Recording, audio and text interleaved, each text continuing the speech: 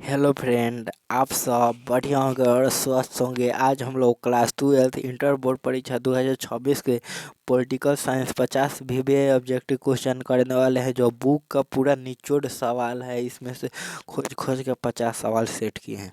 चलिए क्वेश्चन सवाल नंबर पे चलते हैं। आपका सवाल नंबर 1, निम्न में से कौन भूमिबद्ध देश है? भूमिबद्ध देश है। आपका सही जवाब होगा नेपाल भी। आपका सवाल नंबर 2, नेपाल संवैधानिक राजतंत्र था। आपका सही जवाब होगा 2006 तक डी।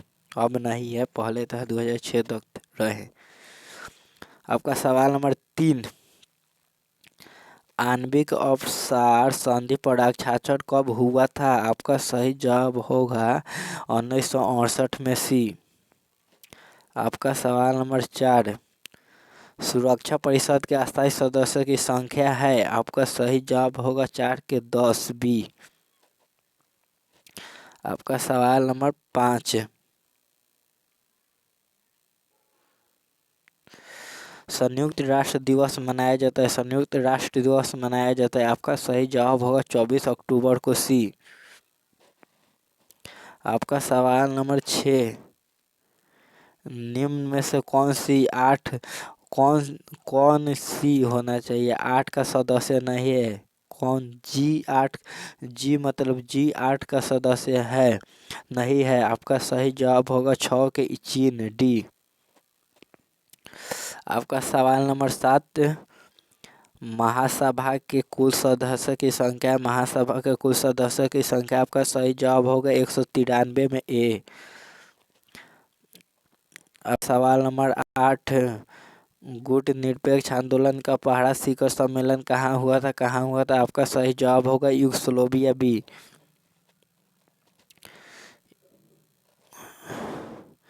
गुट निरपेक्ष आंदोलन का 18वां शिखर सम्मेलन हुआ था। 18वां शिखर सम्मेलन हुआ था। आपका सही जवाब होगा अजरबैजान में बी। 9 के बी।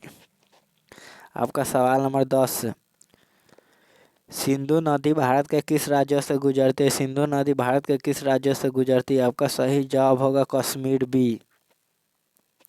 आपका सवाल नंबर 11, स्वतंत्र भारत के पहले गवर्नर जनरल कौन थे? आपका सही जवाब होगा 11 के Lord Mountbatten B. Lord Mountbatten. आपका सवाल नंबर 12, माउंटेन मैन की उपाधि किसे दी गई थी? माउंटेन मैन की उपाधि किसे दी गई थी? आपका सही जवाब होगा दशरथ माझी सी। आपका सवाल नंबर 13, बोडोलैंड प्रादेशिक क्षेत्र कहाँ स्थित है? आपका सही जवाब होगा बी, असम। आपका सवाल नंबर 14, पंचवर्षीय योजना की अवधारणा कहाँ से ली गई थी? आपका सही जवाब होगा 14 के सोवियत संघ बी।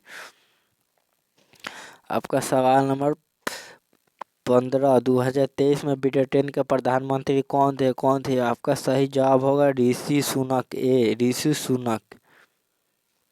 आपका सवाल नंबर 16, आनंदपुर साहिबा प्रस्ताव पास किया गया था। आपका सही जवाब होगा 1973 में सी। आपका सवाल नंबर 17, निम्न में से कौन सा राज्य 1966 में बना था? आपका सही जवाब होगा 17 के हरियाणा बी। आपका सवाल नंबर 18, मार्च 2022 में किन दो राज्यों ने सीमा विवाद पर समझौता किया? आपका सही जवाब होगा मेघालय और असम ए। आपका सवाल नंबर 19, निम्न में से किस राज्य में चिपको आंदोलन की शुरुआत हुई थी? निम्न में किस राज्य में चिपको आंदोलन की शुरुआत हुई? आपका सही जवाब होगा उत्तराखंड सी।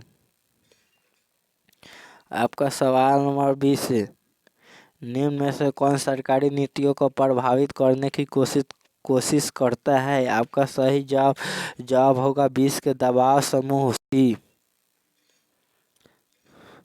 आपका सवाल नंबर 21, निम्नलिखित में से कौन एक भारत की विदेशी नीति का मुख्य सुधार है? आपका सही जवाब होगा गुटनिरपेक्षता ए। आपका सवाल नंबर 22, चीन ने भारत पर अचानक आक्रमण किया था। चीन ने भारत पर अचानक आक्रमण किया था। आपका सही जवाब होगा 22 के 1962 में बी। आपका सवाल नंबर 23, लोकसभा में अनुसूचित जनजातियों के लिए कितनी सीटें आरक्षित है? आपका सही जवाब होगा 23 के 47 डी। आपका सवाल नंबर 24, किस अनुच्छेद के अंतर्गत पंचायतों को संवैधानिक दर्जा दिया गया है? संवैधानिक दर्जा दिया गया। आपका सही जवाब होगा अनुच्छेद 243 बी। आपका सवाल नंबर 25, नाथुला दर्रा भारत को उसके किस पड़ोसी देश से जोड़ता है? नाथुला दर्रा भारत को उसके किस पड़ोसी देश से जोड़ता है? आपका सही जवाब होगा चीन, सी। आपका सवाल नंबर 26, 20 सूत्री कार्यक्रम का उद्देश्य उद्देश्य क्या था? आपका सही जवाब होगा शिक्षा में आत्मनिर्भरता, सुरक्षा में आत्मनिर्भरता, खाद्य में आत्मनिर्भरता। आपका सही जवाब होगा 26 के इनमें से कोई नहीं, डी। आपका सवाल नंबर 27, भारत में वास्तविक कार्यपालिका का शक्ति का प्रयोग कौन करता है? आपका सही जवाब होगा 27 के प्रधानमंत्री, बी। आपका सवाल नंबर 28, पंचायत समिति का प्रमुख कौन होता है? पंचायत समिति का प्रमुख कौन होता है? आपका सही जवाब होगा प्रमुख, सी। 28 के सी। आपका सवाल नंबर 29, मैकमोहन रेखा कहाँ है? मैकमोहन रेखा कहाँ है? आपका सही जवाब होगा अरुणाचल प्रदेश, ए। आपका सवाल नंबर 30, भारत के संविधान के किस भाग को संविधान की आत्मा कहा जाता है? भारत के संविधान के किस भाग को संविधान की आत्मा कहा जाता है? आपका सही जवाब होगा 30 के प्रस्तावना, सी। आपका सवाल नंबर 31, वैश्वीकरण है। आपका सही जवाब होगा बहुआयामी परिघटन, बी। आपका सवाल नंबर 32, निम्न में से कौन संयुक्त राष्ट्र संघ की एक आधिकारिक भाषा नहीं है? आपका सही जवाब होगा 32 के बी, जापानी, भी। आपका सवाल नंबर 33, 1956 में भारतीय राज्यों के पुनर्गठन का आधार क्या था? आपका सही जवाब होगा भाषा, ए। आपका सवाल नंबर 34, भारत में 1946 की अंतिम होना चाहिए तो अंतरिम लिखा है। अंतिम सरकार किस योजना के तहत बनी? अंतिम होगा अंतिम। अंतिम सरकार किस योजना के तहत बनी? आपका सही जवाब होगा 34 के कैबिनेट मिशन, ए।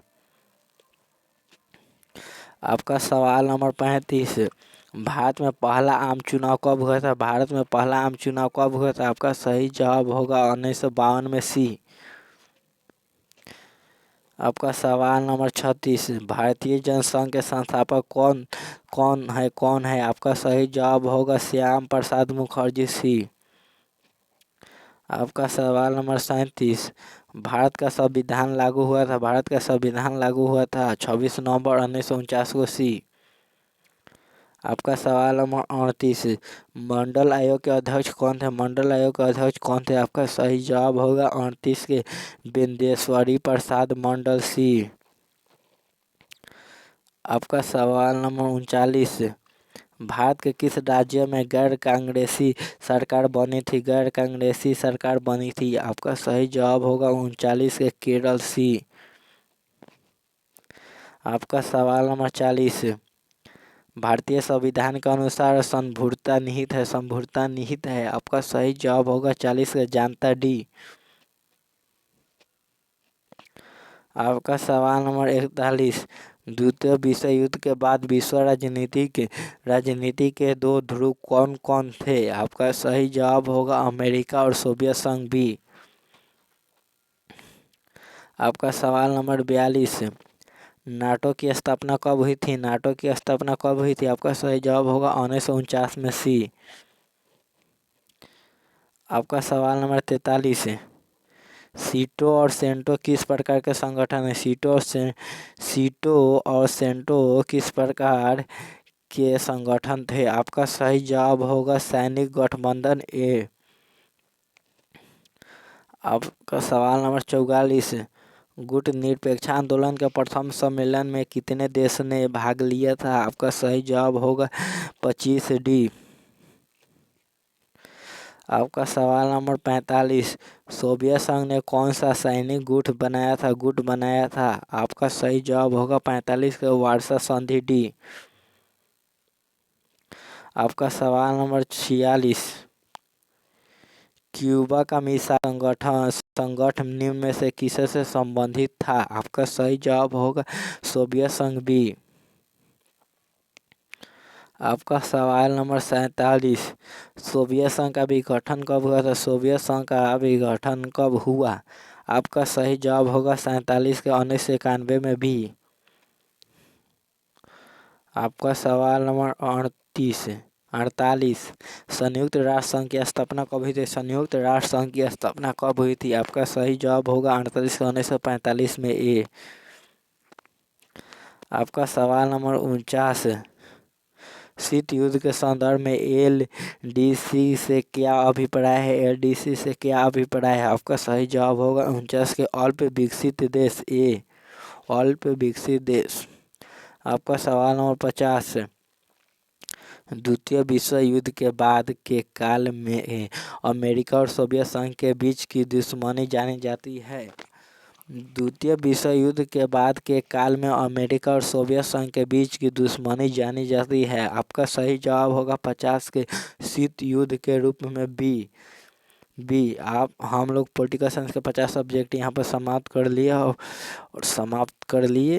बढ़िया था। क्लास अच्छी लगी तो लाइक सब्सक्राइब शेयर कमेंट जरूर कर दीजिएगा। अब यहीं पर हम लोग क्लास को द एंड कर देते हैं। चलिए।